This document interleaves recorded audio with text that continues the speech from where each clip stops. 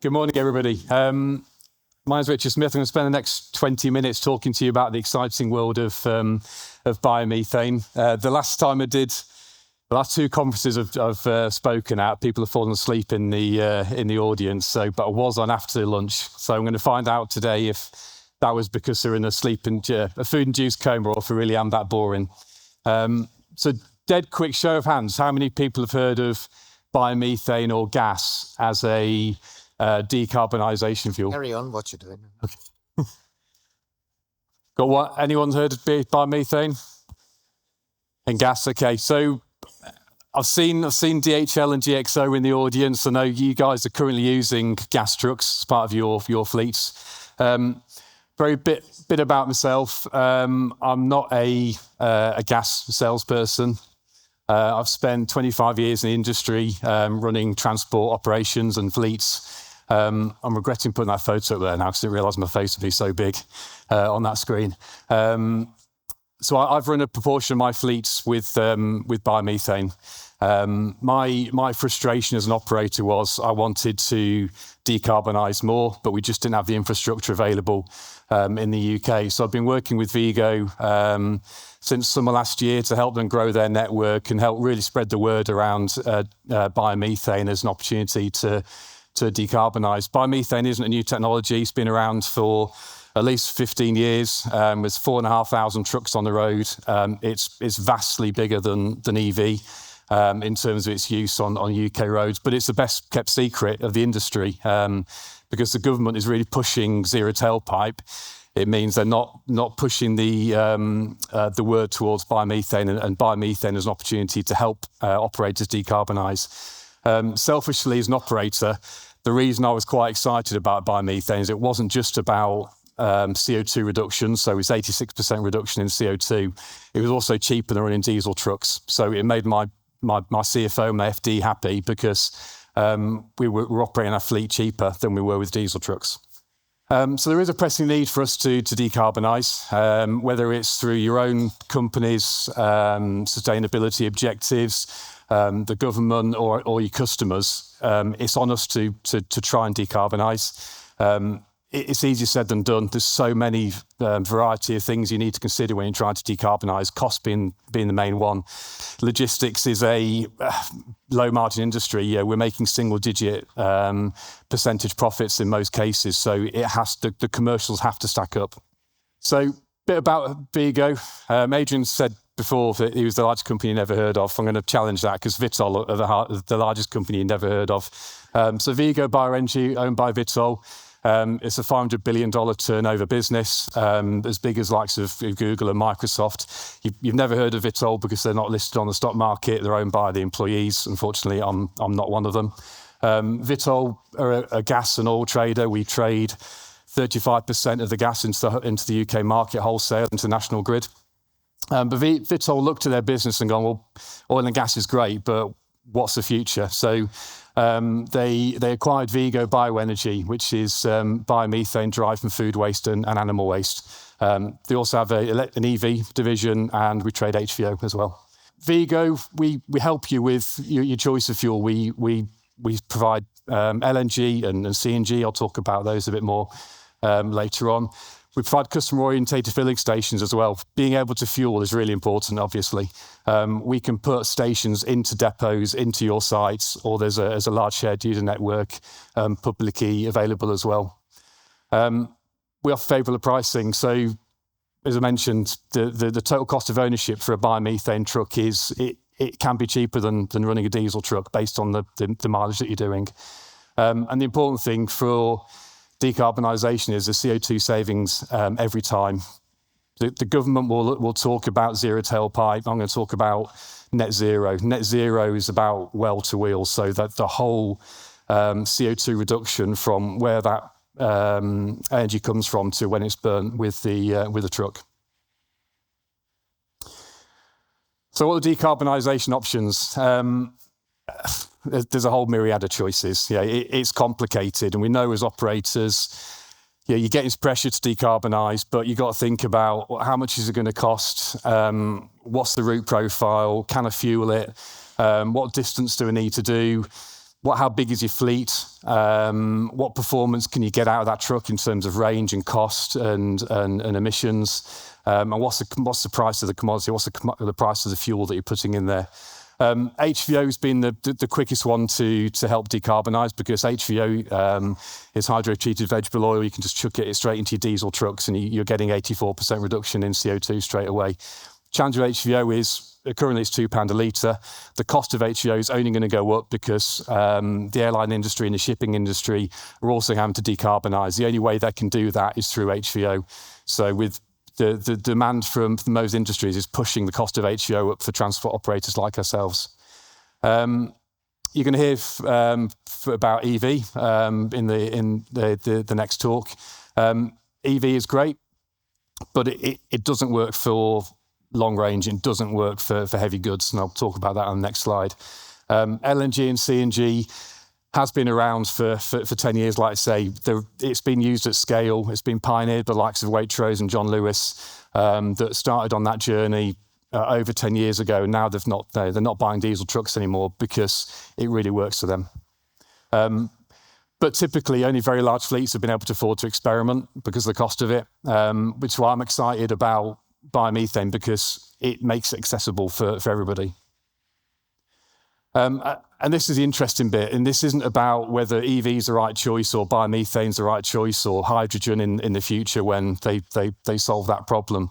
It's an energy mix, and it's a vehicle mix for your fleets. At the lighter end, at the sort of smaller, lower mileage deliveries, EV really works. EV works for urban deliveries where you don't want to have emissions, and it works where you don't need to go very far. EV is absolutely the right option, and what we think the government should be doing is they should be focusing on EV from small vehicles upwards. So vans, rigids like this one, where you can put batteries down the bed of the truck, it works. When you get to the heavy end of the industry, when you're looking at 40 ton plus, when you're looking at long distance, EV isn't there yet, and we know that. I was with a customer 2 days ago, and they've got a fleet of 50 trucks up in the northeast. They've bought one EV truck, but they can't get the energy from the grid to be able to charge it, and that is the big challenge that we're not thinking about yet. As from a government perspective, it's great getting the manufacturers to put these trucks on the road, but we need the infrastructure behind that to be able to support it. There can be a 2 or 3 year wait to be able to get the power to the chargers for your site. That one customer I spoke to, so they're on a waiting list for getting a charger. When they get that power to their site, they'll only be able to get enough power to charge one truck out of the 50. So we've got a long way to go to be able to decarbonise HGVs using EV, which is why we're really passionate about LNG and CNG being the right choice for long distance. And this isn't just an interim fuel. The manufacturers, like Volvo, are going, actually, biomethane is a long-term option. The internal combustion engine isn't dead. Yes, the government has put an end date on it, but we're lobbying the government quite hard because we're going, EV infrastructure isn't going to be there by 2040. We're going to need another option. That option is LNG. So Volvo, Scania, Iveco currently provide this equipment. There are other manufacturers that are looking at coming online with biomethane vehicles as well. So what's biomethane? Really simple. So we take food waste and we take animal waste and we turn it into gas. So we put that into an anaerobic digester. It's then cooled and compressed and liquefied. We turn that into gas. We transport that gas to our filling stations, either through the national grid, if it's CNG, or through tanker, if it's LNG, which is liquefied natural gas. And we enable our customers to fuel. The exciting thing about this in terms of circular economy is that if we're taking animal waste, cow manure, and I've never thought I'd get excited about animal manure as much as I do in this job. There is no shortage of manure, so there's no shortage of feedstock. There's no shortage of being able to get enough raw material to create the gas that we need. The beef and the dairy industry is one of the most methane heavy emitters globally because of when that When that cow manure breaks down, it creates methane. Methane goes into the atmosphere. What we're doing is we're capturing that methane before it breaks down into the atmosphere. We're capturing that as a gas, and then we're saving that again by burning the gas rather than diesel. And what that enables us to do, and this is the bit that gets me really excited, is we can deliver up to 200% reduction on CO2 emissions, which is why zero emission is far more important to look at rather than zero tailpipe. So HVO will get you an 88% reduction in your CO2 emissions. Biogas from food waste will get you to 86% reduction in your CO2 emissions. EV, they'll tell you it's 100%, it's carbon neutral. It's actually not. It's only carbon neutral if that energy, if that electricity comes from green sources. Last year, the UK burnt, we operated on total renewables for only 86 hours last year. So out of those, the rest of the time, we were burning gas to create electricity, to put electricity into trucks to then say we're carbon neutral. We're going, well, rather than putting the gas into the national grid to create electricity to plug your truck in, why don't you just take the gas and put it straight into your truck in the first place? And then we can get to 200% reduction through gas that's derived from animal waste. So it's quite a powerful statement. And then we're lobbying the government really hard because we're going, actually, you need to look at the whole life cycle of well to wheel to be able to take an informed choice on how to decarbonise your supply chain. So a bit about our network. So this is the question I always get asked is, oh, that's great, Rich, but where are we going to fuel it? So we've got 14 stations in the UK. That's grown from 0 to 14 in the last 2 years. We're starting to disrupt the market because rather than putting large stations down in service areas, actually we're going to customers and going, well, actually, if you've got a fleet of about 15 or 20 trucks and you want to go to use LNG, then we can put a tank in your yard and you can fuel back to base, so you don't need to worry about where you're going to fuel. You see, it's quite large in Europe. So Germany and Spain and the continent have looked at biomethane differently. They've gone, actually, it's the right way to try and decarbonise our heavy haulage industry. So the likes of Germany get tickets and benefits from fueling using gas. So the price of gas in Germany for a truck operator is about half the price it is in the UK because of the ticket system that's adopted by the German government. This is where we are. So we're putting stations down. We've got another 6 to 8 stations going down this year. We've got a station going down into the northeast and into Scotland because there's big black spots in the north, and I'm a passionate northerner, so I'm all about levelling up the north. We want to make the Scottish market accessible for operators using LNG. Outside of us, there are 3 other main operators. So from a gas perspective, you can fuel at about 40 plus stations in the UK. It is scalable, and it's only accelerating. And we're working with particular customers to try and get stations down as quickly as possible. So the station in Worksop is a DHL site. DHL stopped using diesel last year. They're only using HVO and LNG and CNG. We're putting a station into the Manton Wood site in Worksop, and DHL have gone, actually, it's not just for us. We'll let our subcontractors and other third parties come in and fuel on our site because it's on us as an industry to try and decarbonise. It's not just about DHL trying to decarbonise. It's about trying to do the right thing for everybody. So a lot of our sites that are on customer premises are open access. So we have 6 stations at Asda. They're open access. So if you're going past an Asda DC and it's got one of our stations there, you will be able to fuel using biomethane. And this is what the tanks look like. So the largest one on the right-hand side is a vertical filling station. These are what you see at the side of the road in big sort of service areas. They can fuel a couple hundred trucks a day, no problem.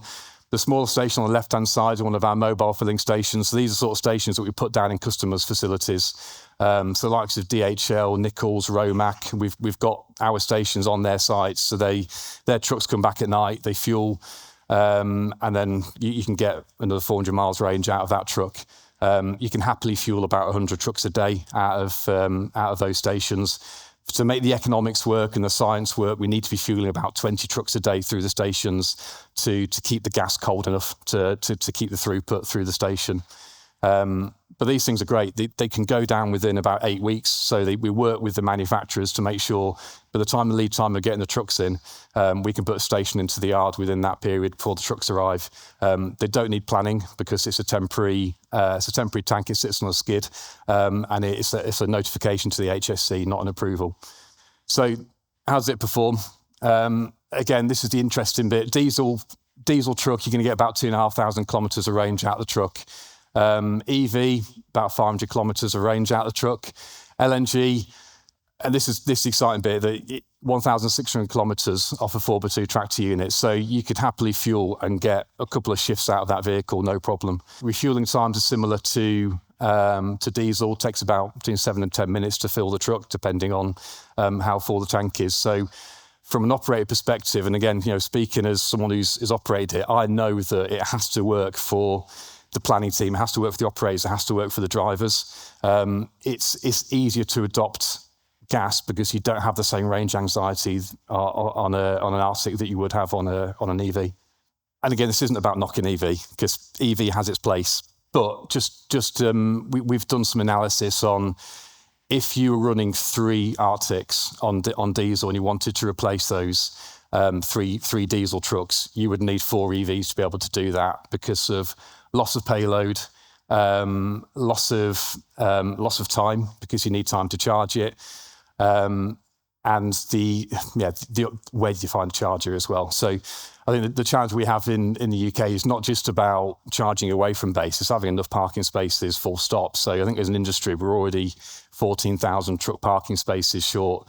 Add on top of that we need to then start putting charging points for all these trucks that need to charge after a 4.5 hour break.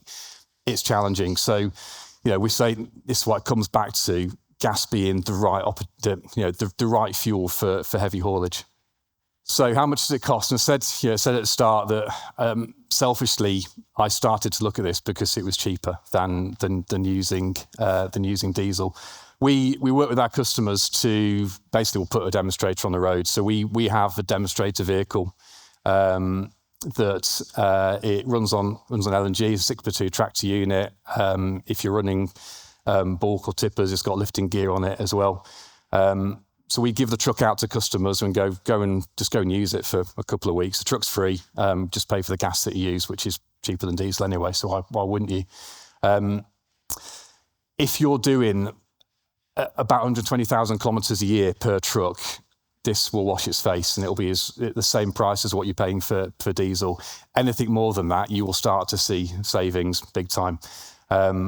So 120,000 kilometres, and I've put the current gas prices in here. So I put, because of the challenges around the Middle East, diesel price has gone up, as we all know. Gas has gone up basically in line with diesel as well. So the saving, the saving parity between those two fuels is still there.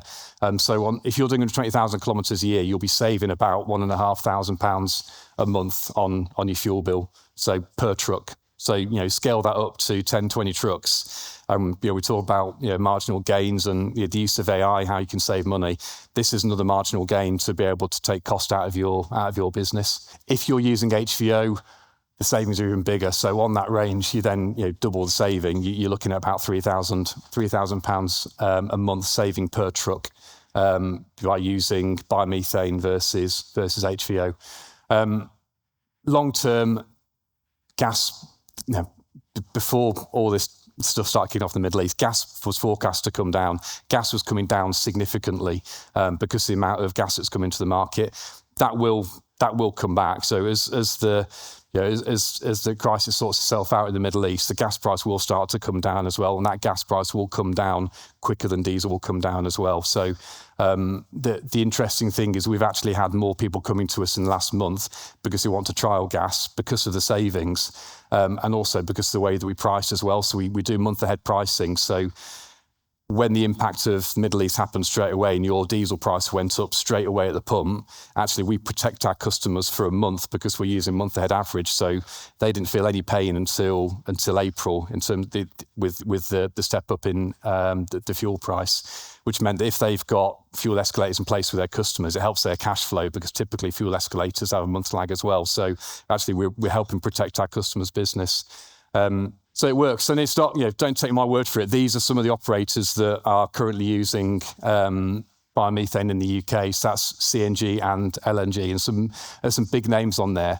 The supermarkets have really led the way. So likes of Asda, Waitrose, Tesco, they're using it, and it really works. And it works when you know where you're going. It is more difficult if you're tramping. We know that's why we need to get the number of stations and density increased in the UK. But it's working for those guys. So if we've got operators like Nichols that started with 1 truck, they've now got 50 trucks because they've tried it. They tried it with a second-hand truck. They saw the savings. Now they're scaling up, and the second-hand market is interesting because the residual value on trucks, on the gas trucks, has been quite low because the manufacturers weren't sure what the impact was going to be at the end of the 5-year lease. There are trucks coming onto the market now that are about 12, 14K, that are about 4 years old. It's a good entry for SMEs to be able to get into this by getting a cheaper truck and taking the fuel savings straight away because you haven't got the added expense of an expensive truck from brand new. So most people are awake still, so it must have been the lunches that was putting people to sleep, which is good. If you want to try it, just take a photo of my email address. We have got a new Volvo Aero that's coming in May. If you want to try it, you're more than welcome to have it and run it on your fleet and see how it goes. And I hope that's been interesting to you.